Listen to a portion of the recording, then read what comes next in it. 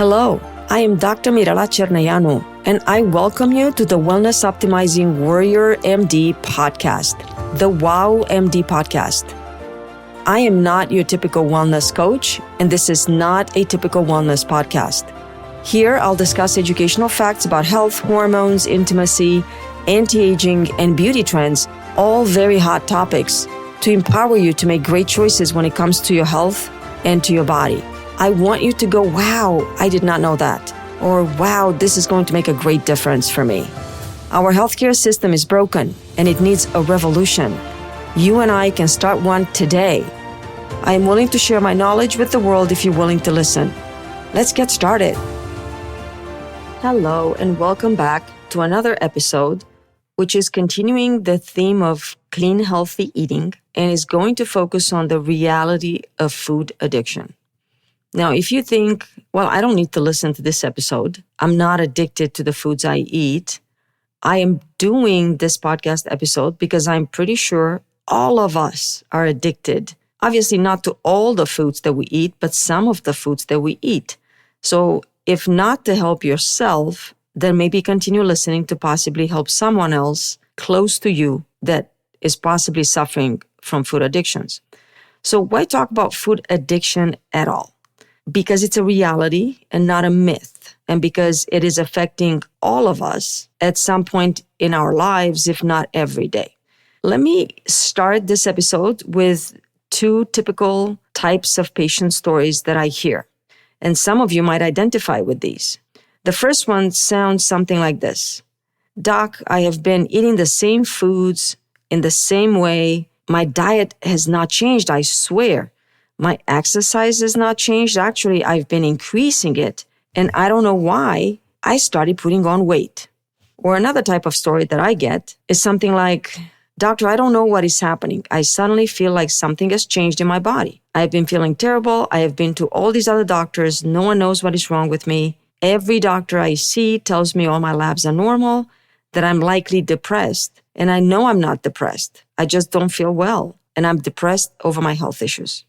So these two stories are similar, and they likely have a very common denominator. You might remember in my last episode, I mentioned something about our toxic burden. Remember, our body has a marvelous ability to naturally detoxify and eliminate all the foreign chemicals, contaminants, pesticides that we come across in our daily lives. So it successfully is able to keep our body at homeostasis. However, when this detoxification ability is overwhelmed by the persistent and continuous exposure and the continued and persistent accumulation of chemicals that are bad for our bodies, obviously at that point, we will start developing symptoms. At that point, we have reached and are past and beyond our body's ability to naturally manage our toxic burden. That's why we become symptomatic. And that's the problem, because nobody's thinking about this or talking about this, and the symptoms are so different from person to person, but they might have been exposed to the absolute same type of chemical burden. So at this point, you might suffer from fatigue, severe sleep disturbance, you might have digestive issues, you might have anxiety or depression or both, you might suffer from foggy brain, you might have rashes, eczema, stuff that looks like bug bites, but there's no bug bites. And last but not least, you started having weight issues that just happened out of the blue. So if that's the case, please keep listening. And perhaps what I have to say might help you find the motivation to make a change that could make a big difference for you. So if you have been eating the same way and exercising the same way, and suddenly, out of the blue, you might have actually reached and overwhelmed your body's ability to detoxify you. You have gone over what your body can do naturally to keep you healthy. And now your toxic burden has become too high and you start experiencing symptoms. So again, let me repeat this because I hear it a lot from many patients. Why is this happening? And again, it's the same statement over and over again. Nothing has changed in my diet and my exercise. Why am I gaining weight? Please remember and consider this. If the food and the beverages you consumed have got you here, have been slowly making you sick, and you now have reached the body's critical toxic burden, and have overwhelmed your body's ability to detoxify you naturally, then doing the same thing you have done before and eating the same diet will simply put you deeper and deeper in the hole without any hope of anything changes unless you make a change or someone else tells you to make a change, and not just tells you, but that someone else is hopefully able to convince you to make a change. Why am I stressing the word change? Because there is a big problem in changing our diet. And that's not just the fact that change is hard and requires different pathways to be reformed in our brain, but this difficulty is compounded by the fact that we love certain foods. We are addicted to the foods that we eat and we like. So that suddenly this addiction might make the person that tells you that something has to change in the way you eat and that your eating habits need an overhaul, that might make that person a possibly bad and insensitive person. So in your mind, he or she, instead of being your savior, you might see them as a bully. Because the truth is, no one wants to hear that the most commonly used and favorite food is bad for them and that they have to stop eating it or drinking it. So why even talk about food addiction? Well, because food addiction is real, and because when an addict uses a drug like cocaine, fentanyl, methamphetamine, marijuana, or smokes tobacco, or takes a narcotic, that addict, that person that's addicted to that substance, they know what they're doing is bad for them, and they do it anyway. That's the addiction. We do the same with our food every day. We know that some of the foods we eat are bad for us, but we eat them anyway. And that is true for probably 90 to 99% of us. I personally am absolutely guilty as charged of this, and I know it. I recognize it. And honestly, I make excuses for my eating behavior every day. And every time I'm tempted and I cave in and eat what I shouldn't, I have an excuse ready. I'm pretty certain many of you do the same thing. So I decided to talk about it in this episode. I have talked about food choices, a clean diet versus a dirty diet in the past couple of episodes. And I talked about how we introduce a lot of chemicals in our bodies daily because of our way of life. So I'm not going to revisit all of this, but it's an important point. What I want to talk about is the fact that because of how we eat, we might be stuck and addicted. And if you meet someone like a doctor or a provider, a naturopath, a functional medicine doctor, a nutritionist, that is telling you to change, that might not be enough. For many of us, the truth is that we eat a certain way, and we are simply not willing to change the way we eat. We might know, either deep down or even in our day-to-day awareness, that what we're doing is bad for us, but we do it anyway. It's the same situation as the cocaine, methamphetamine, fentanyl use, tobacco use, etc. For example, for some of us, we know that eating gluten, it's a terrible thing to do. It inflames our joints, it makes us tired and foggy, it makes us bloated, but we do it anyway. How many times have you been to the restaurant and you're presented with a hot, steaming, nice roll where you have these well laid out slices of fresh bread with a crust that crumbles with just the right crunch when you break it? Then you dip it in olive oil or put butter on it, whatever your poison is. I am literally just salivating thinking about it. How many times have you said, no, I don't want the bread? Or, all right, bring it. I'm not going to touch it. I'm not going to eat it. I know it's bad for me. How many times? So why talk about food addiction? Because it's a huge problem. And so many of us, if not all of us, are guilty as charged. Even if we have successfully overcome our habits, our cravings, and even though we understand deep down the possibility and dangers of such addiction, and we have overcome it, food addiction is still a danger because our food cravings, our food likes and dislikes, and our habits are always there, lurking. They're always either on your mind or at the back of your mind, ready to surface once weakness is detected, once that chink in your armor of consciousness appears. So the truth is, we are all very vulnerable to food addiction. You might have struggled with past addiction to different foods, and you might have fight it off successfully. all of us have some experience with either past, current, or future food addiction. And if you believe that you are not addicted to some foods in your diet, then you're simply fooling yourself. Food addiction is real, and the food companies have been on this like water on rice for decades now. And it's not just about the packaging and the marketing. It's about what they put inside the packaging of the foods to make it more appealing visually and tasty. This is also valid for restaurant food. The better your taste buds are stimulated and the more endorphins and pleasure you will experience, the more addicted you are likely to become. The more chance you're going to want to experience the same pleasurable sensation again and again, hence becoming addicted to that specific food, so you keep going back to buy it. It is monetary greed taking advantage of the chinks in our armor. I'll talk more about the chinks in our armor, so stay tuned. So food addiction to these prepackaged processed foods can significantly impact our ability to make healthy choices and maintain a good, healthy, balanced diet. I am going to talk about processed foods here, but the absolute same arguments can be used on eating out or dining in a restaurant. So take everything I say about packaged foods and substitute it with restaurant food or eating out, nothing changes. So let's discuss how food addiction to prepackaged foods develops and what are its effects on our overall health.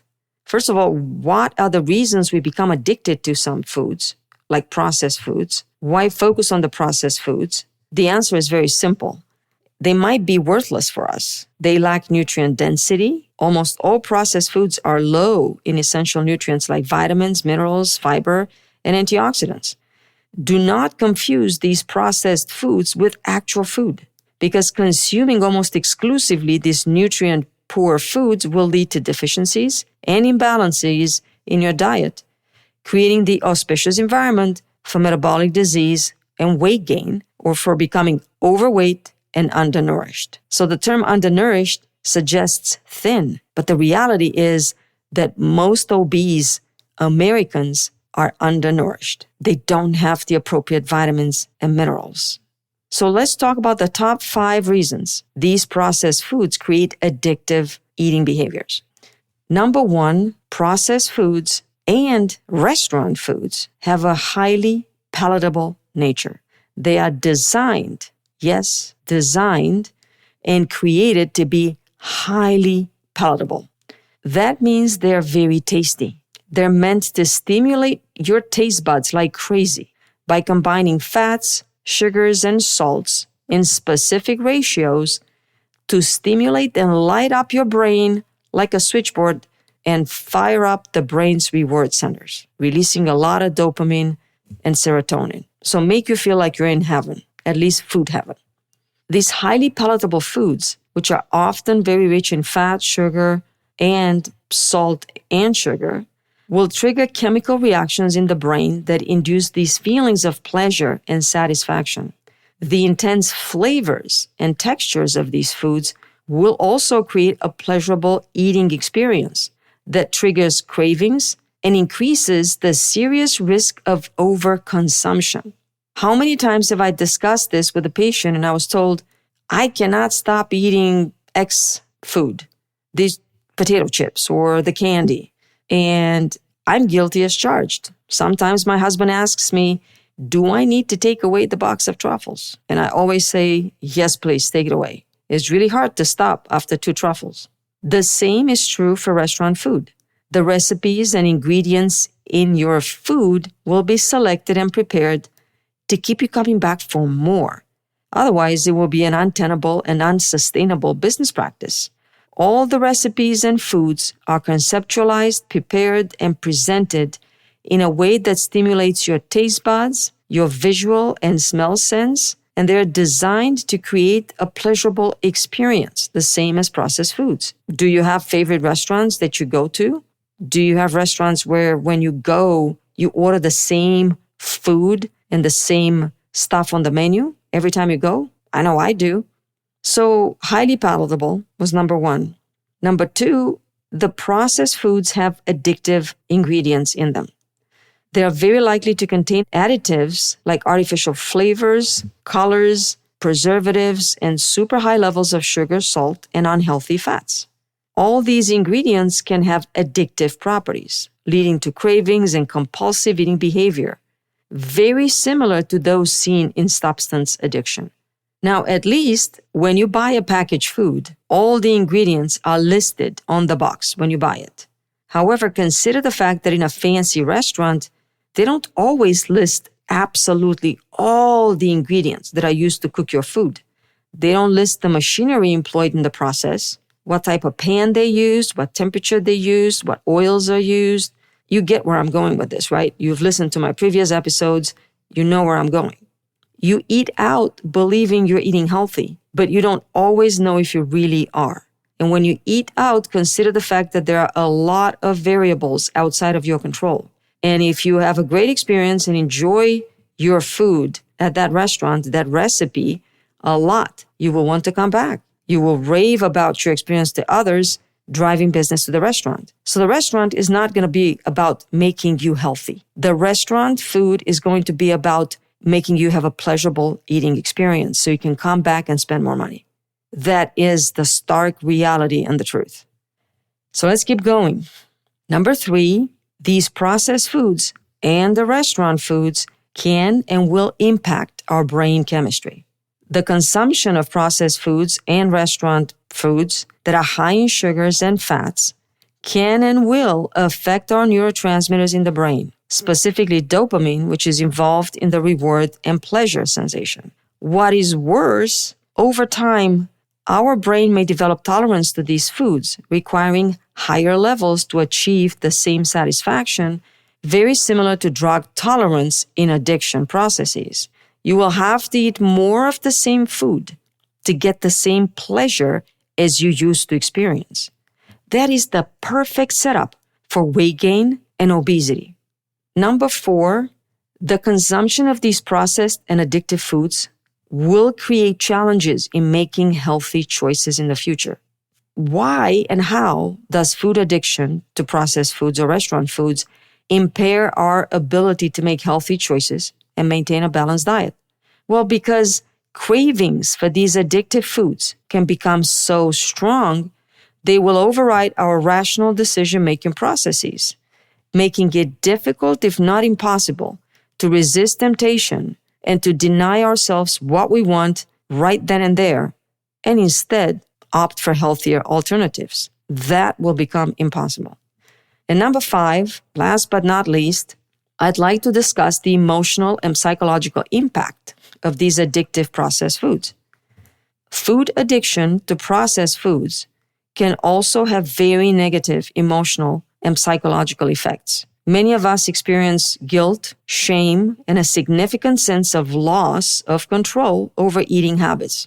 Our feelings of addiction can create a cycle of unrestricted binge eating, guilt and shame, followed by more guilt and shame, leading to temporary restriction, which is doomed to fail. This cycle of emotions will further perpetuate unhealthy eating behaviors and negative relationships with food. Is there such a thing as a bad eating behavior? And are the packaged and processed foods reinforcing our bad eating behavior and habits? Yes, because they make it easy to snack, to eat on the run, and they fit into our crazy busy schedule perfectly. And the same goes for restaurant food. How many times have you not picked up your food from a restaurant instead of cooking at home because it was convenient and easy? I know I'm guilty of that. So what is bad eating behavior, and are you guilty of it? Well, similarly to some people behaving poorly and in a very uncivilized manner, some of us have a very poor eating behavior. What is that? Let's talk about it for a second. Let me give you some examples. Have you ever chewed so fast you almost choked on your food? I know I have. I'm always on the go. That's my excuse. Have you ever eaten standing up, or just grabbing something to snack on to chew while you're still moving when you have all these chores you have to do in the day and you just stop for a few seconds to grab something? So you have to skip lunch, but you're starving, so there's something right there. You just go grab it and snack on it. Have you done that? I know I have. Have you ever eaten in front of the TV, Not paying attention to what you eat or how it feels in your mouth? I'm guilty as charged. Have you ever eaten in your car while driving? I have in the past. When I used to work for the community health center and I was delivering 40 babies a month, there was no time for anything, so I would order something, pick it up, and eat while I was driving. It was crazy times. So, yes, all of these behaviors are bad. And we're all civilized and mature adults now, so it's likely we don't necessarily indulge in such bad behavior. However, many of us do. I also want to talk a little bit about our relationship with food. Is there such a thing? Yes, we all have a relationship with the food we eat that is unique to us.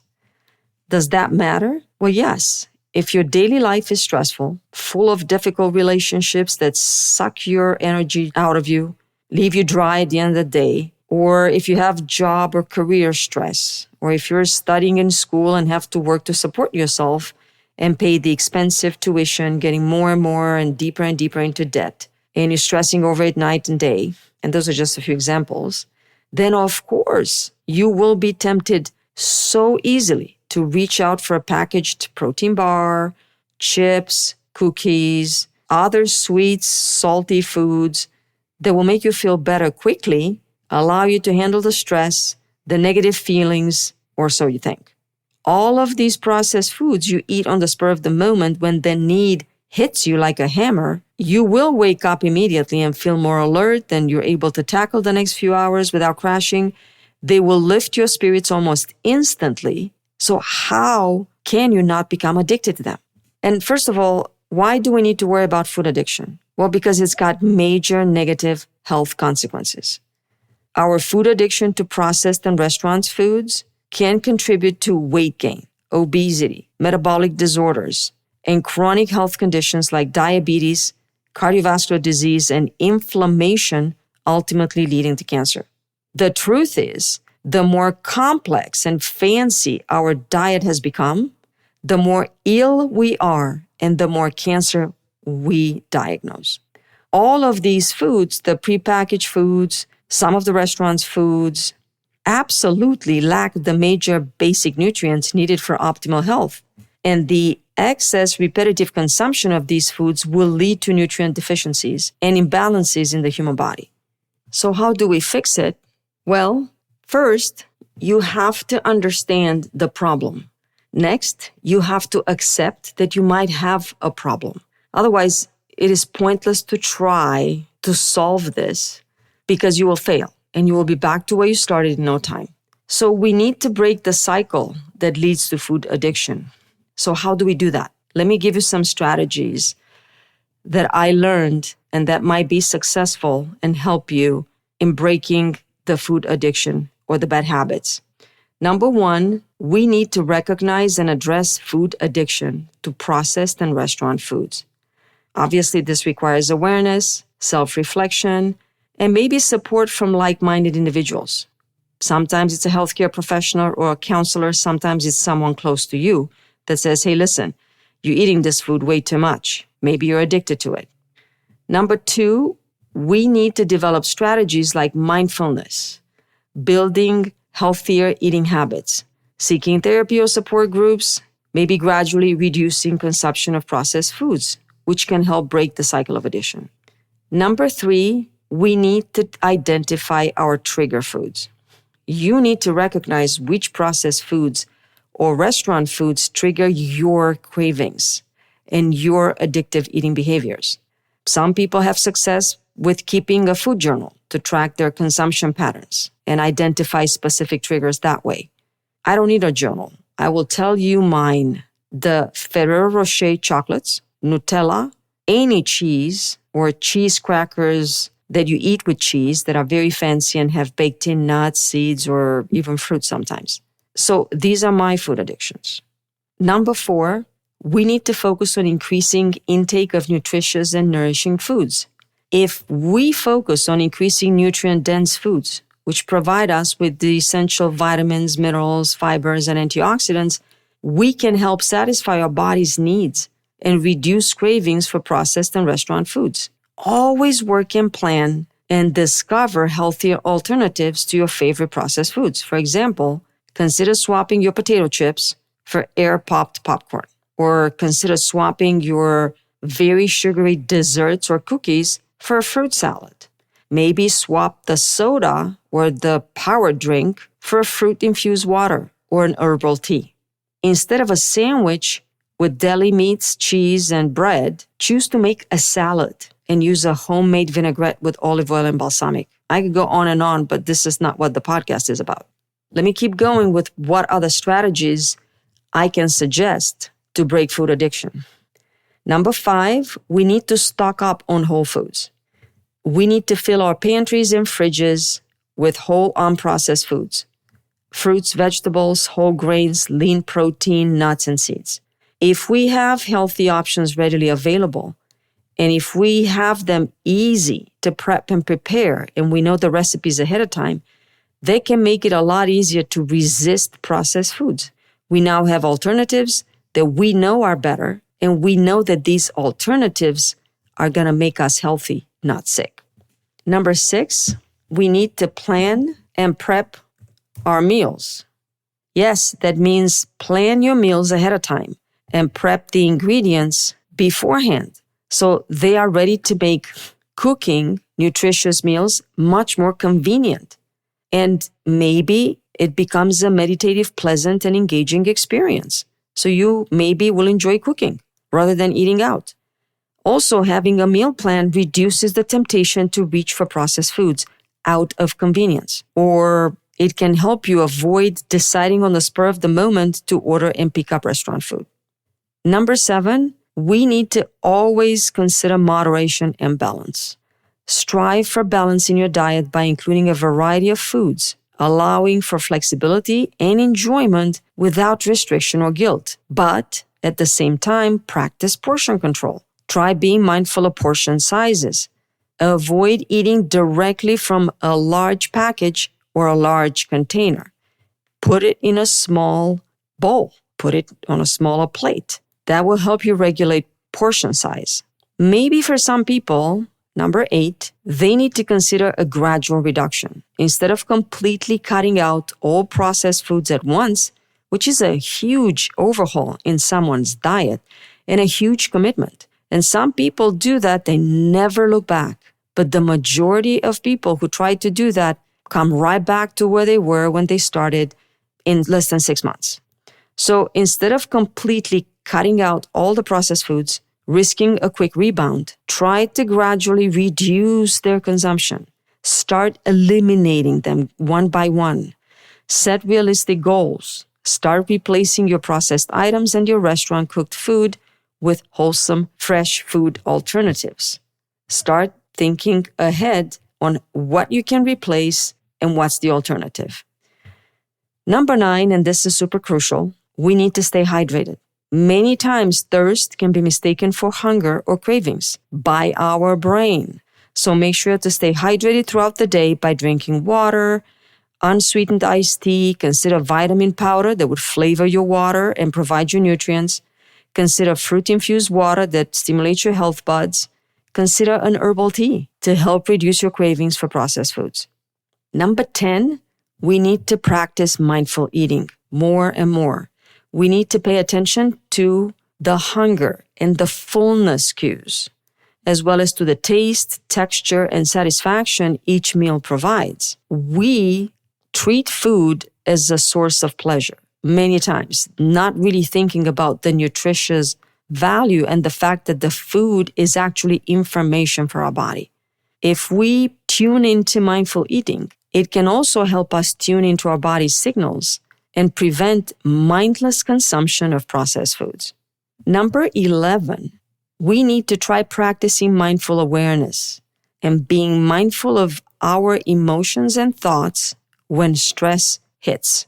Maybe when that happens, pause for a few seconds, a few minutes.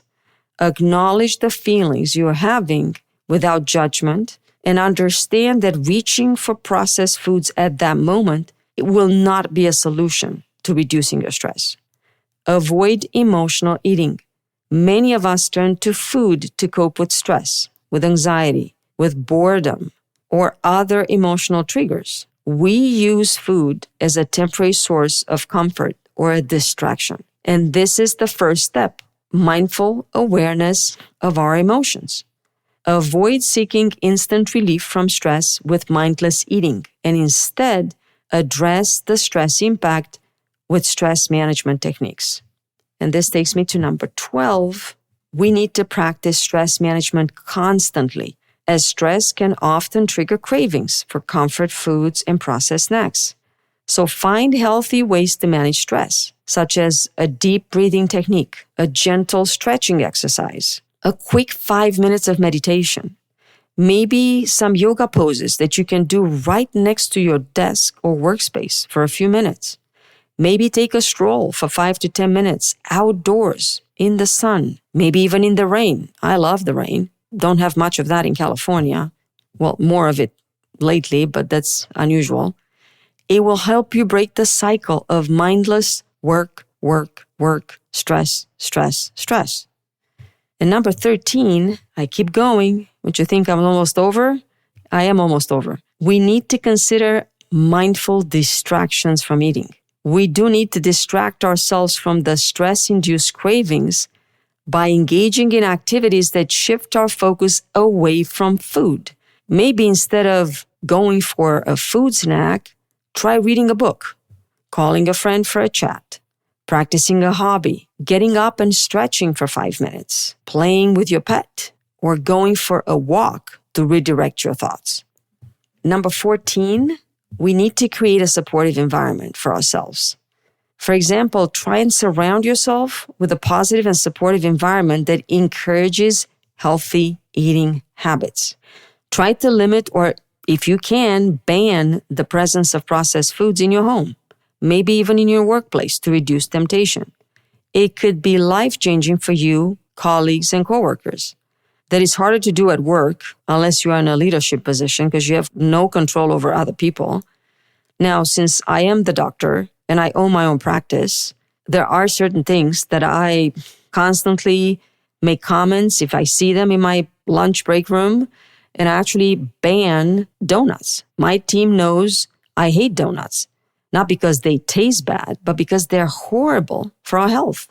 So if you see any snacks at work lying around, maybe just jokingly warn the owner they are your favorite snack, not to leave them around you on full display. They will be gone quickly. You can joke about it, but maybe they'll just hide them away so they're not right there on display. Try to celebrate all the small victories. Acknowledge and celebrate your progress, no matter how small. Every step towards reducing your reliance on processed foods, it's a significant achievement on your journey to healthier eating behavior and breaking away from bad habits. And number 15, we might need to seek support. So try enlisting the support of friends, family, even a healthcare professional that might help you navigate through breaking your addiction to processed foods or restaurant foods. Support groups or counseling can provide valuable guidance and encouragement. If your husband or significant other keeps buying ice cream and cookies and likes to stock your pantry with chip and processed foods, it will make it a lot harder for you to quit. So maybe drag him along or her. And the last but not least, we need to stay flexible and adaptable. Health and well-being are very dynamic concepts that require flexibility, adaptability, and openness to change. A rigid adherence to a single perfect diet may limit our dietary diversity, our creativity, and the ability to respond to our body's constantly changing nutritional needs and preferences. So, to end, by understanding the mechanisms of food addiction to processed foods and their impact on our health and well-being, I'm hoping we can take steps to regain control over our eating habits and make healthier choices. Developing a nutritious, balanced diet based on whole foods, unprocessed foods, can support our physical and mental health, can reduce our cravings, and promote long-term well-being. Remember, food is medicine. Consider the fact that breaking an addiction to processed and restaurant foods can be very challenging, but with determination, with the right strategies and the right support, It is possible to overcome any cravings and start making healthier choices. Hopefully, by incorporating the strategies I outlined for you into your daily routine, and hopefully by being patient with yourself, you can gradually break free from addiction to processed foods and embrace a nourishing and balanced approach to eating. Remember, change takes patience, dedication, commitment, and time. And every small effort that you can make towards a healthier choice is a step in the right direction. A small change in your eating behavior and diet today can make a great impact on your health tomorrow and for many years to come. Stay focused and determined. I wish you Godspeed on your healthy eating journey. And remember, Hera Healthcare team and staff is here for you should you require more help. Until I see you again. Thank you so much for listening. If you are one of my faithful listeners and you are finding value and enjoying these episodes, please feel free to leave me a review on whatever platform you're listening to. Also, if you find the content in these topics useful, not just to you, but to someone else, a friend, a loved one, or simply an acquaintance that you know could benefit from the knowledge I share here, please feel free to forward my podcast to them. If you live in California and you'd like to work with our practice to help you achieve your wellness goals, please go to our website, www.herabeautyandwellness.com, and request an appointment. It will be our privilege to help you in any way, shape, and form we can. Any suggestions on a topic of beauty, wellness, or anti-aging are welcome. All you have to do is go to the website, leave a suggestion into the AI chat, and I promise you if you ask, I will listen and add your suggestion to my list of topics that I want to get to as soon as possible. Please join our Facebook group, The Wellness Optimizing Warrior MD. It's a small growing community that focuses on wellness, on what's new, what's safe, and what works in beauty, wellness, and anti-aging.